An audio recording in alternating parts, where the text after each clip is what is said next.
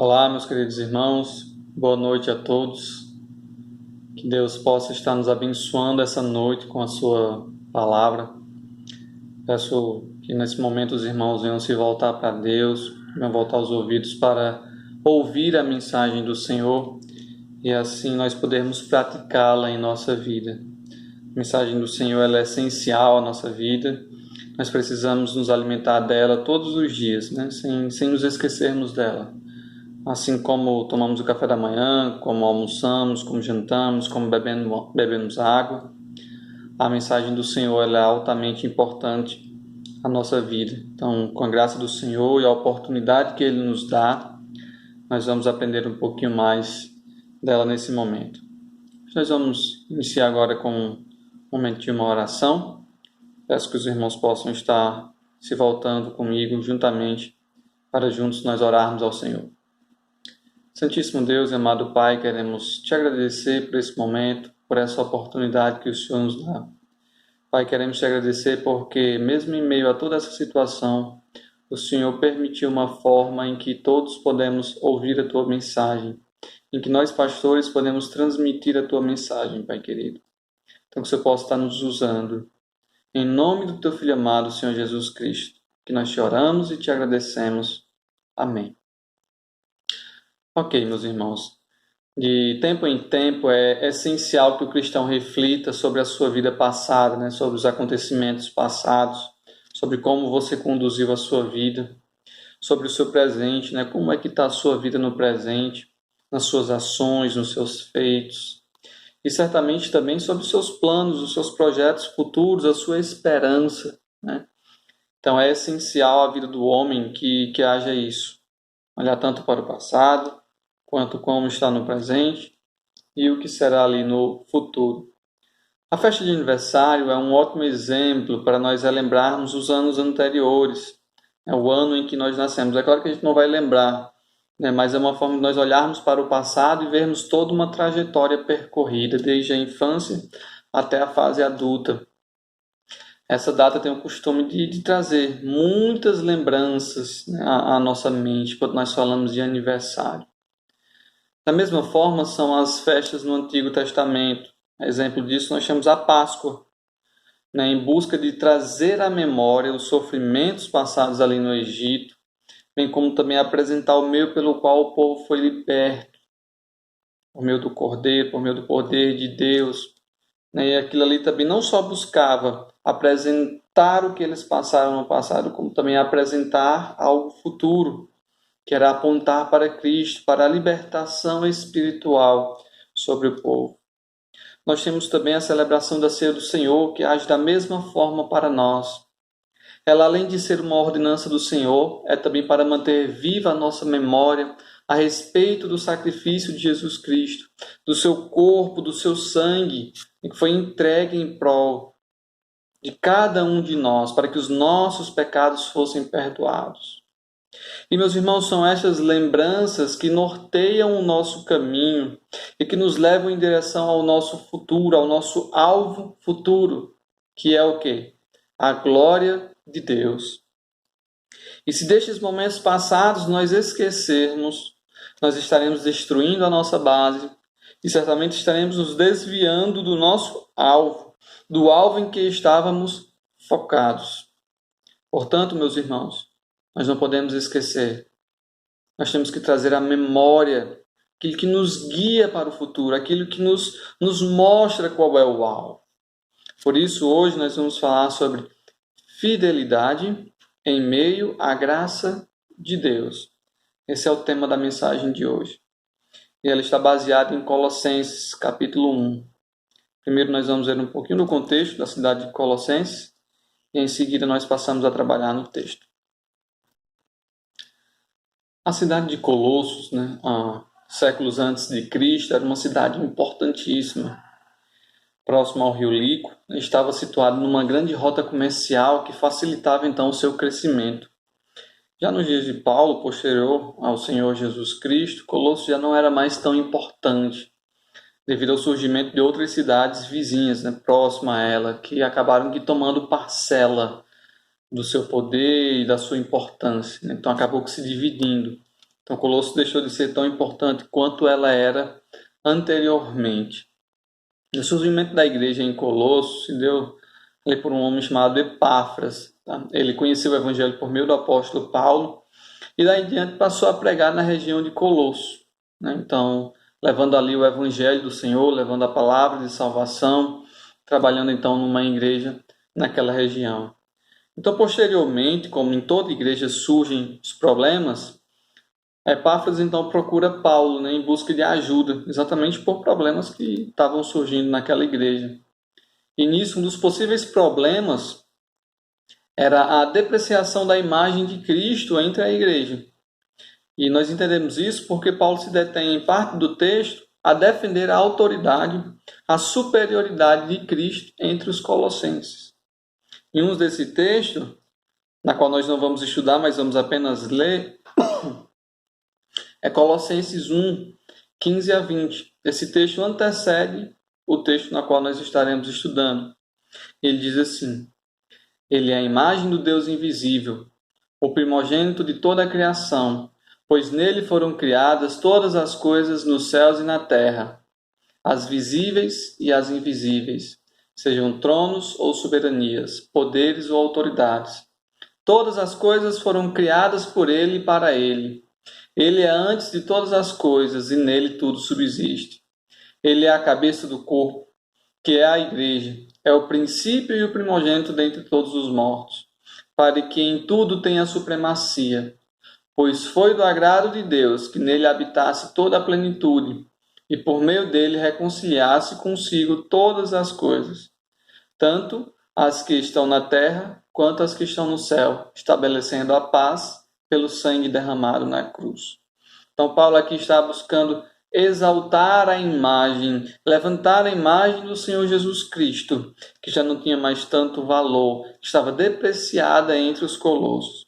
Epáfras, quando procurou Paulo, esses eram um dos possíveis problemas que se estava acontecendo naquela cidade. Então, por isso, Paulo busca erguer a imagem de Cristo, apresentar a sua importância, por que os colossos deveriam se voltar para Cristo Jesus. E logo em seguida, Paulo então busca nortear a vida daqueles irmãos, dar continuidade ao que Epáfras tinha feito, fazer com que eles retornassem à sobriedade, para que eles pudessem conseguir retornar ao alvo, para que eles mudassem as suas vidas e se tornassem esperançosos no Evangelho. E o texto seguinte, ao qual nós vamos estudar, é Colossenses 1, verso 21 até o verso 23. Pode acompanhar aí comigo. Colossenses 1, do 21 ao 23. Diz assim: Antes, vocês estavam separados de Deus e em suas mentes eram inimigos por causa do mau procedimento de vocês. Mas agora ele os reconciliou pelo corpo físico de Cristo, mediante a morte, para apresentá-los diante dele santos, inculpáveis, livres de qualquer acusação, desde que continuem alicerçados e firmes na fé, sem se afastarem da esperança do Evangelho, que vocês ouviram e que tem sido proclamado a todos os que estão debaixo do céu. Então esse é o texto que nós estaremos destrinchando e estudando nesta noite. E qual a primeira informação que nós vamos tirar desse texto? A primeira informação se encontra no verso 21. Ele vai dizer o seguinte: Antes vocês estavam separados de Deus e em suas mentes eram inimigos por causa do mau procedimento de vocês. Então, o primeiro ponto da mensagem de hoje é: nós estávamos separados de Deus e éramos seus inimigos. A separação é a distância do relacionamento entre o homem e Deus. Essa separação se deu por causa das nossas más ações, por causa da decisão do homem em se rebelar contra Deus, tá? E por agirmos contrário à vontade do Senhor. Isso automaticamente nos coloca como inimigos de Deus, porque uma vez que não realizamos a vontade do Senhor, nós nos tornamos contrários à vontade do Senhor. Nós nos rebelamos contra Deus, nós nos tornamos seus opositores. Pensamos de uma forma contrária. Nós não amamos a Deus. Então, por isso, nós nos tornamos inimigos. Tá?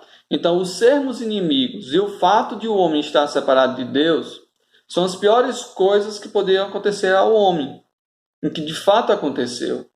Isso se deu início lá com Adão e Eva, quando decidiram, então, pecar.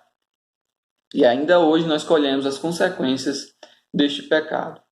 Se nós olharmos as nossas ações passadas, né, e até mesmo muitas das nossas ações atuais, meus irmãos, e as compararmos com a santidade ou com o modo como Deus quer que nós vivamos hoje, certamente nós vamos entender que o nosso passado e muitas das nossas práticas atuais, elas são obscuras, poderíamos dizer cabulosas, terríveis e que desagradam completamente a Deus. O pior em cima disso tudo é que muitas vezes nós hoje sentimos ainda prazer nisso.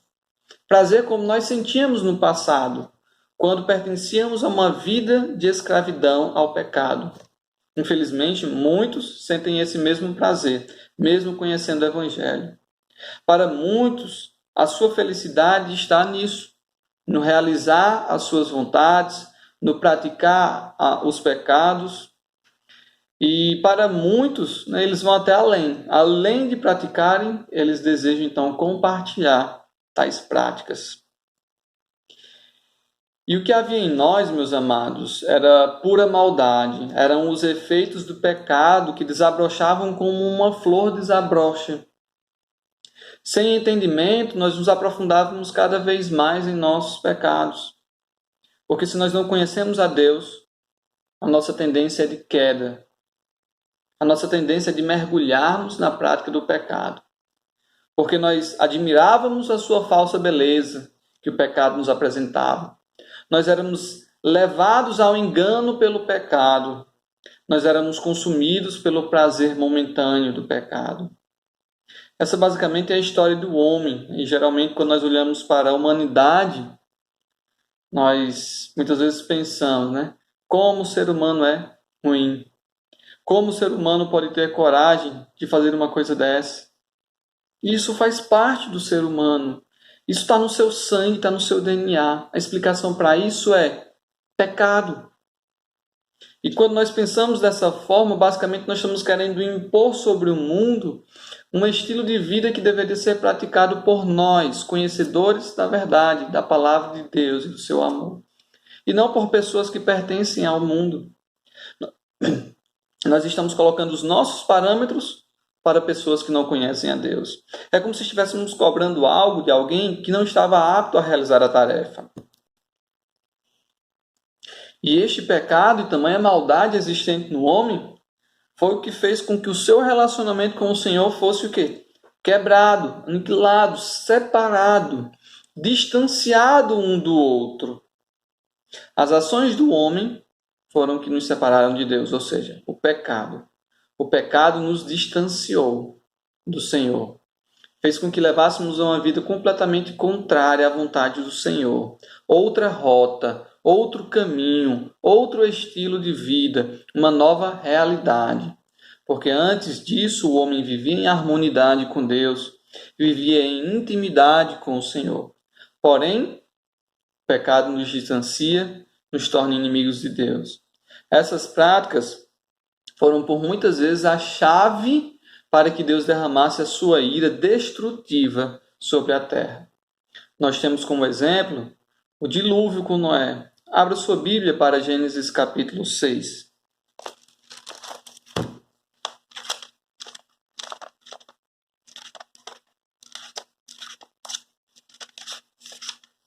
Gênesis capítulo 6, versos 5 a 8.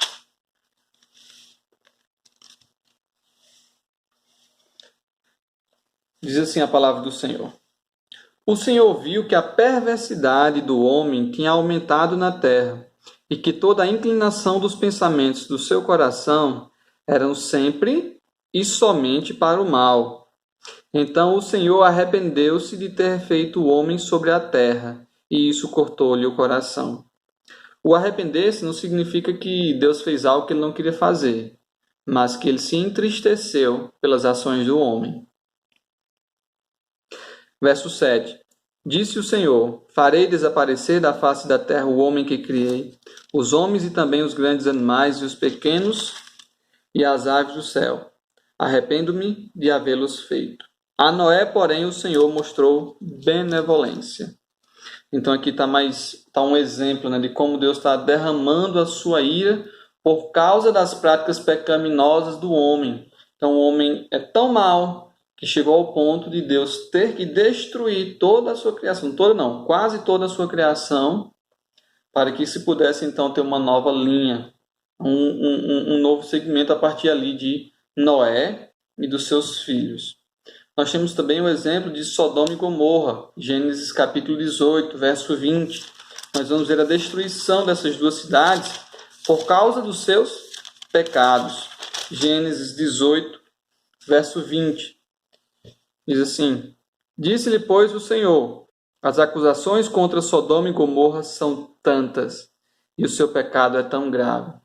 Ou seja, por causa das ações do homem naquelas duas cidades, Deus então resolveu destruí-las, acabar com ela, porque as suas ações não agradavam a Deus, eram terríveis.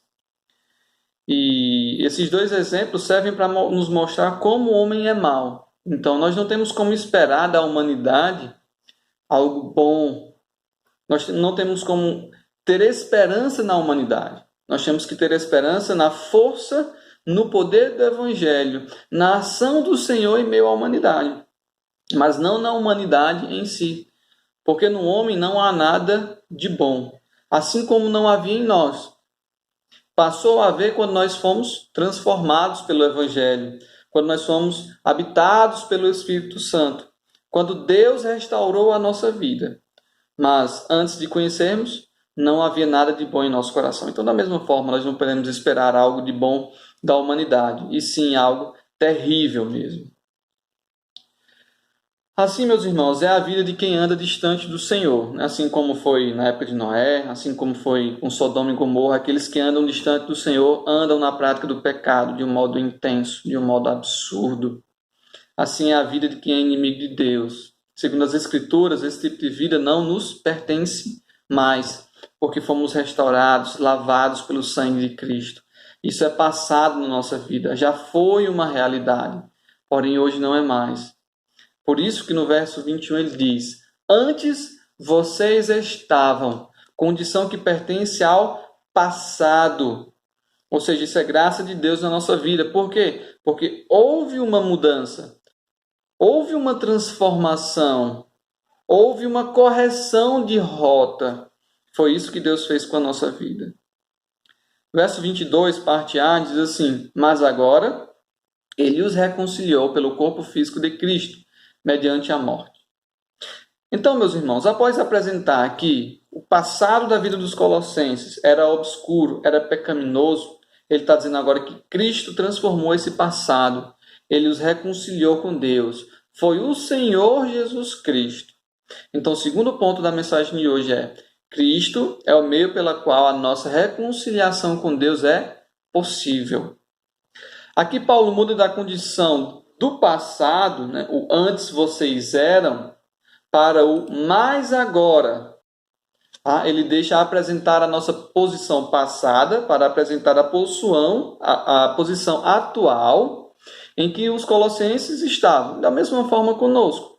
Seria como se Paulo estivesse falando hoje aos dias atuais: olha, vocês eram assim, mas Cristo os transformou e agora vocês têm que ser assim.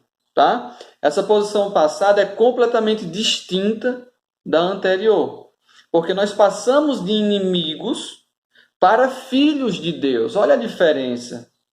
Olha a força que isso traz, meus irmãos. Nós éramos inimigos de Deus. Hoje nós não somos mais inimigos, nós não somos mais opositores. Nós não nos revoltamos mais contra Deus, nós não nos rebelamos mais contra Deus. Nós agora somos amigos e pelo Senhor fomos adotados, somos chamados de filhos. Isso é algo magnífico, se nós entendermos a importância que isso tem na nossa vida. Meus irmãos, faria toda a diferença.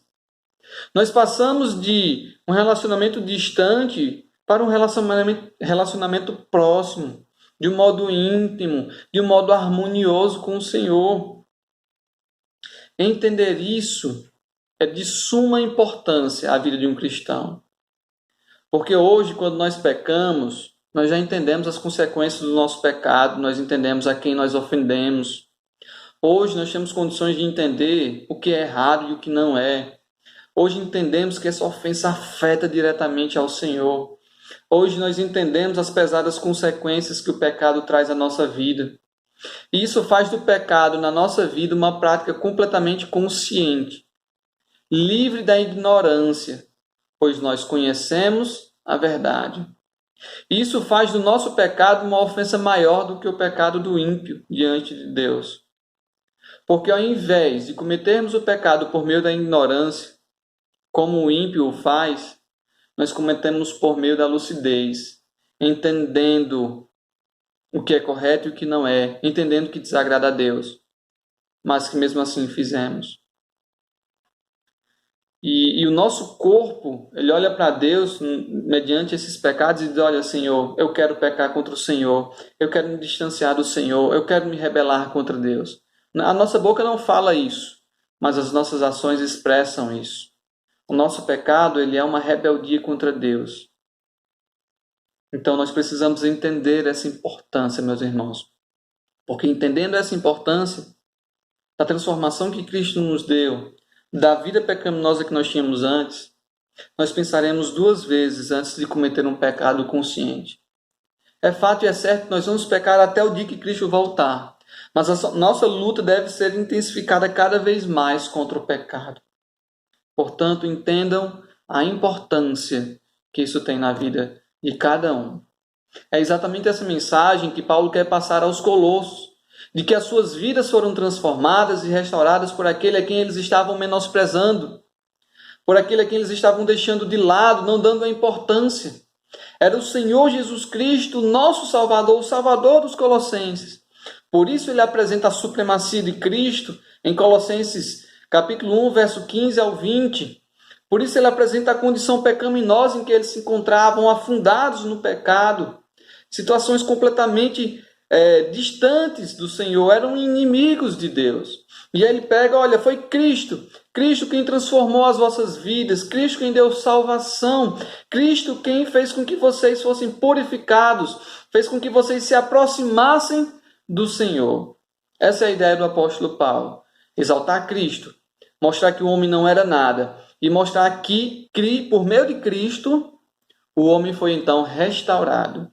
Então Paulo está buscando dar o valor a Cristo, a importância que Cristo precisa ter em meio ao Evangelho, em meio a uma fé. Eu imagino como se Paulo estivesse olhando nos olhos dos Colossenses e dizendo: essa pessoa na qual vocês estão rejeitando é o responsável pela salvação de cada um de vocês. Ele é o responsável pela transformação da sua vida, pela libertação dos pecados.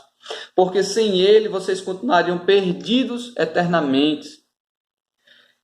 Mas Cristo interveio. Cristo amou vocês. Cristo restaurou vocês. Cristo deu a sua própria vida para que isso acontecesse. Cristo providenciou um meio de salvação. Ele é o próprio meio de salvação. Então, Colossenses, entendam a importância de Cristo em meio ao Evangelho. Da mesma forma, meus irmãos, nós precisamos entender a importância do Senhor Jesus Cristo na nossa vida. Ele é o ser mais importante para nós. Segundo o texto, Cristo fez isso para que nós pudéssemos nos relacionar novamente com o Pai, nos tornando assim aptos à presença de Deus. Então, o seu sacrifício foi para que nós pudéssemos retornar ao relacionamento com o Senhor. E aí, resumindo os pontos, nós éramos inimigos de Deus e estávamos separados do Senhor.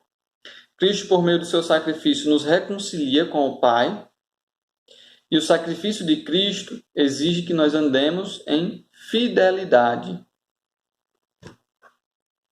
O texto é o verso 22b até o 23. Diz assim: para apresentá-los diante dele, santos, inculpáveis e livres de qualquer acusação, desde que continuem alicerçados e firmes na fé, sem se afastarem da esperança do Evangelho, que vocês ouviram e que tem sido proclamado a todos os que estão debaixo do céu.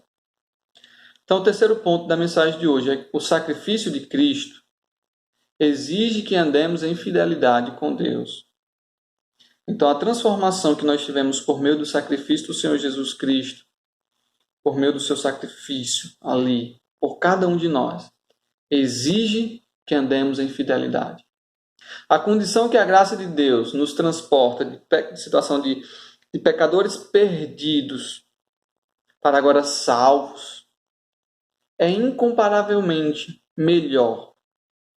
Nós não temos noção, não temos nem como imaginar essa diferença. E por isso, não há nenhum motivo no mundo que nos faça, ou pelo menos deveria fazer, querermos retornar a essa antiga vida. Retornarmos a uma vida pecaminosa, a práticas de pecado. Não é sofrimento na nossa vida, não é doenças, não é a pobreza, não são as perseguições, os prazeres, as mortes de parentes, de entes queridos. Nenhum motivo é suficiente para nos fazer querer voltar às antigas práticas pecaminosas. Nada justifica esse retorno, não importa o que seja. Uma vez recebida a graça de Deus, nós devemos fidelidade ao Senhor, pois Cristo nos apresenta a Deus de um modo santo, ou seja, separados exclusivamente para o Senhor e não mais para deuses, não mais para a nossa vontade. Distantes do mundo, estando no mundo, mas não vivendo nas mesmas práticas do mundo. Distantes de uma vida pecaminosa, abandonando dia após dia as práticas pecaminosas. Nós também somos apresentados diante de Deus de um modo inculpável, livres de quaisquer acusação, ou seja, inocentes. Ninguém pode nos acusar de nada, porque não temos mais culpa. Porque todos os nossos pecados foram lançados em Cristo. Cristo já cumpriu a nossa pena, já pagou o preço, nós não estamos mais devendo nada. Então estamos limpos, purificados diante do Senhor. E por isso nós somos aceitos. Esse é o modo como Cristo nos entrega a Deus. Esse é o modo pelo qual nós podemos nos relacionar novamente com o Senhor, em pureza, em santidade, em exclusividade. Então nós não temos mais o que querer estar retornando. Cristo já nos tornou limpos, para que nós apenas o aguardássemos, esperássemos a sua volta, e assim pudesse tudo ser consumado. Mas o que muitos têm feito? Cristo tem purificado e as pessoas têm retornado para a lama, têm retornado para uma vida pecaminosa. E meus irmãos, nós não podemos agir assim. Nós temos que nos voltar para a pureza, para a santidade, nos voltarmos para o Senhor de um modo verdadeiro. Porque somente olhando para Cristo e tendo esse entendimento, é que nós vamos poder andar em fidelidade. Continuando o texto, ele vai dizer que nós devemos nos manter alicerçados, firmes na fé, alimentando-nos diariamente da palavra do Senhor. Meus irmãos, quantas e quantas pessoas não estão passando fome espiritual porque não estão se alimentando diariamente da palavra de Deus? E eu pergunto, é por falta de Bíblia? Não, é por falta de vontade. É porque não entendem a importância, meus irmãos. Precisamos dela como nós necessitamos da água, como nós necessitamos da comida. Infelizmente, muitos têm desperdiçado. Muitos não têm dado valor a essa palavra. E como resultado, não estão solidificados na fé. Seu alicerce não está firme, pode ser facilmente abalado. Meus irmãos, nos manter firmes na fé é não abandonar a mensagem do Senhor. É aplicá-la diariamente ao nosso coração. E outro fator aqui, apresentado no texto, é que nós devemos manter viva a esperança do Evangelho. Acreditar verdadeiramente no Evangelho, meus irmãos. Como é difícil. Como é difícil. No início, nós sentimos aquele fervor, nós acreditamos, mas com o passar do tempo, aquilo vai se esvaindo. As pessoas já perdem a paciência por aguardar a volta de Cristo, passam a duvidar. E e acabam que desanimando, né, perdendo a sua fé. E nós devemos manter essa fé firme, não importa o tempo, não importa a situação. A nossa esperança deve estar no Senhor. Nós devemos crer em tudo que a palavra diz, que ela irá se cumprir. Um cristão que não crê na palavra, que não tem fé nela, não pode ser considerado um cristão autêntico. Meus irmãos, a palavra do Senhor é o conhecimento que nós temos, que forma o cristianismo.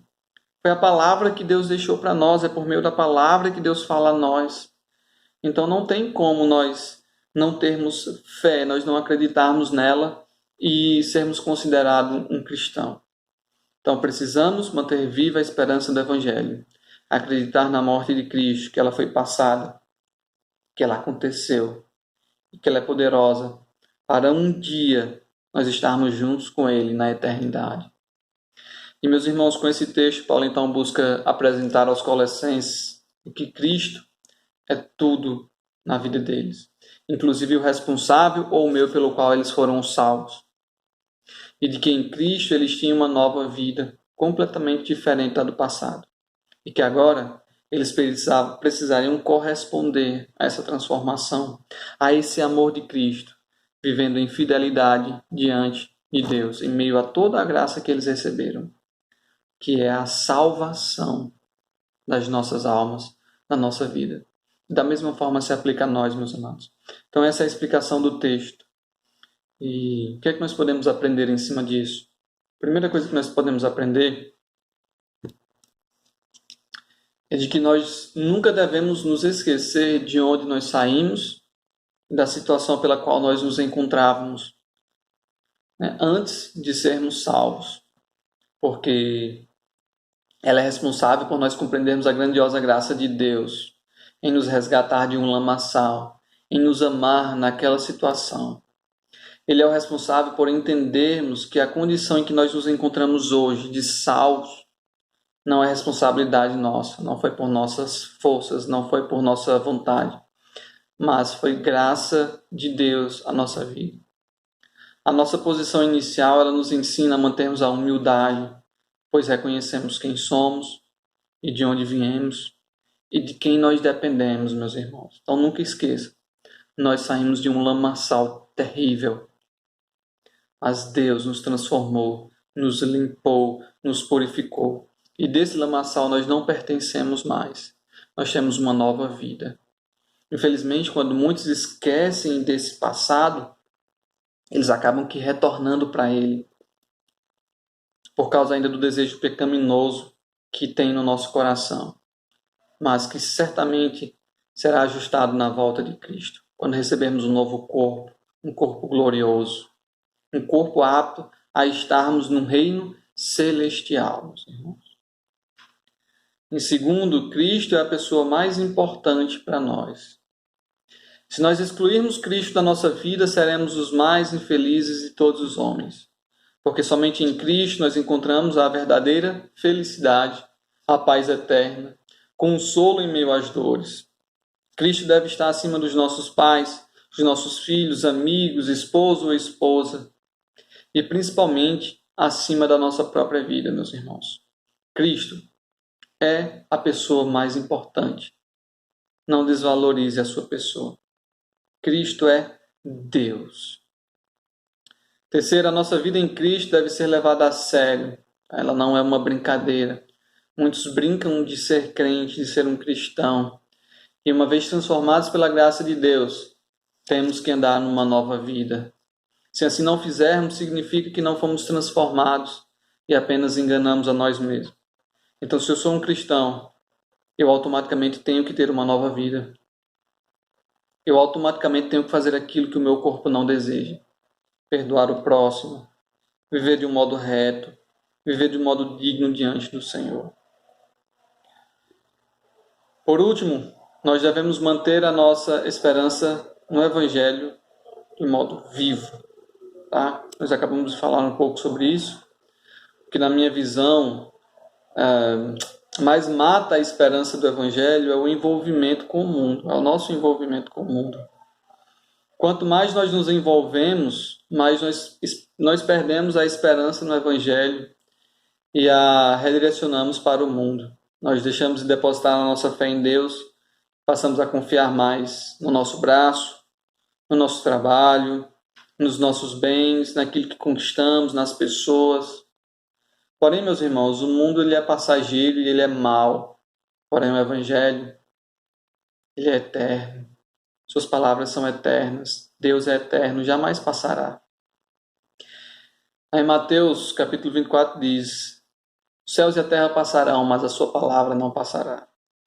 Então, a palavra do Senhor são palavras eternas, palavras que transformam vidas. Palavras que nós não podemos comparar com qualquer outras palavras. São as mais importantes palavras na vida de um homem. Nós temos que valorizá-la. E valorizar essa palavra é ter fé no Evangelho, acreditar verdadeiramente e esperar no Senhor. Meus irmãos, para concluir, eu gostaria que os irmãos abrissem a nossa Bíblia para Colossenses,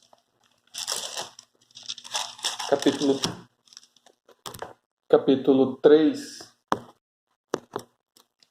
verso 1 ao 16. Medite na palavra do Senhor, medite na mensagem de hoje, que Deus possa ter falado ao teu coração grandemente, meus irmãos.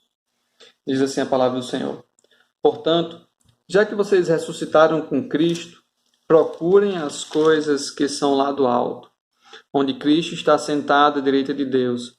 Mantenham o pensamento nas coisas do alto, e não nas coisas terrenas, pois vocês morreram, e agora a sua vida está escondida com Cristo em Deus. Quando Cristo, que é a sua vida, for manifestado, então vocês também serão manifestados com Ele em glória. Assim façam morrer tudo o que pertence à natureza terrena de vocês: imoralidade sexual, impureza, paixão, desejos maus e a ganância, que é a idolatria. É por causa dessas coisas que vem a ira de Deus sobre os que vivem na desobediência, as quais vocês praticaram no passado, quando costumavam viver nelas. Mas agora abandonem todas essas coisas: ira, indignação, maldade, maledicência e linguagem indecente no falar. Não mintam uns aos outros, visto que vocês já se despiram do velho homem com suas práticas e se revestiram do novo, o qual está sendo renovado em conhecimento, à imagem do seu Criador. Nessa nova vida já não há diferença entre grego e judeu, circunciso e incircunciso, bárbaro e cita, escravo e livre, mas Cristo é tudo e está em todos. Portanto, como povo escolhido de Deus, santo e amado, revistam-se de profunda compaixão, bondade, humildade, mansidão e paciência. Suportem-se uns aos outros, perdoem as queixas que tiverem uns contra os outros. Perdoem como o Senhor lhes perdoou. Olha como isso é importante. Perdoem como o Senhor lhes perdoou. Acima de tudo, porém, revistam-se do amor, que é o elo perfeito. Que a paz de Cristo seja o juiz em seu coração, visto que vocês foram chamados para viver em paz, como membros de um só corpo, e sejam agradecidos. Habite ricamente em vocês a palavra de Cristo. Ensinem e aconselhem-se uns aos outros, com toda a sabedoria, e cantem salmos, hinos e cânticos espirituais com gratidão a Deus em seu coração. Tudo o que fizerem, seja em palavra ou em ação, façam-no em nome do Senhor Jesus, dando, por meio dele, graças a Deus Pai. Então, meus irmãos, que Deus nos abençoe com a sua palavra e nos faça podermos vivê-la a cada dia de um modo intenso. Amém.